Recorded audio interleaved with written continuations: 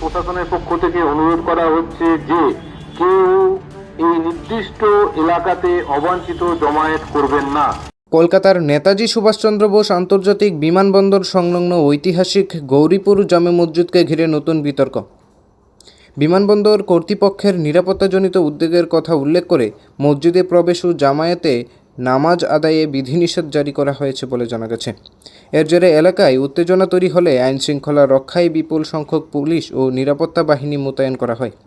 এদিকে জমিয়তে উলামায়ে হিন্দের নেতারা দাবি করছেন মসজিদ স্থানান্তর বা অপসারণের বিষয়ে তাদের কাছে এখনও কোনো লিখিত সরকারি নোটিশ পৌঁছায়নি।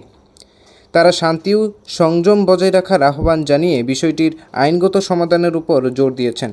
23টি জেলায় 1 কোটির বেশি মুসলমান আল্লাহর কাছে দোয়া করেছে। মসজিদ আছে, আল্লাহর ঘর।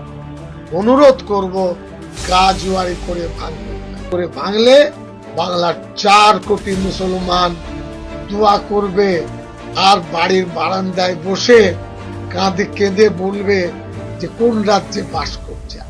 অন্যদিকে বিজেপির পক্ষ থেকে জানানো হয়েছে যে বিমানবন্দরের নিরাপত্তা ও ভবিষ্যৎ সম্প্রসারণের কথা বিবেচনা করে মসজিদটি বিকল্প স্থানে স্থানান্তরের পরিকল্পনা রয়েছে। তাদের দাবি, নতুন স্থানে মসজিদ নির্মাণে প্রয়োজনীয় সহযোগিতা দিতে প্রস্তুত সংশ্লিষ্ট কর্তৃপক্ষ। সরকার বলেছেন এটা স্থানান্তরকরণ করার জন্য যা সাহায্য দরকার আমরা করতে রাজি আছি। মসজিদটির পুনর্নির্মাণের জন্যও যা দরকার আমরা রাজি আছি, কিন্তু তারপরেও ধর্মীয় ভাবকে সুশ্রী দেওয়ার জন্য আজকে কিন্তু দিনের পর দিন এটা হচ্ছে। সাইফুল ইসলাম, সিটিজেন জার্নালিস্ট, দর্পণ বাংলা ডিজিটাল মিডিয়া।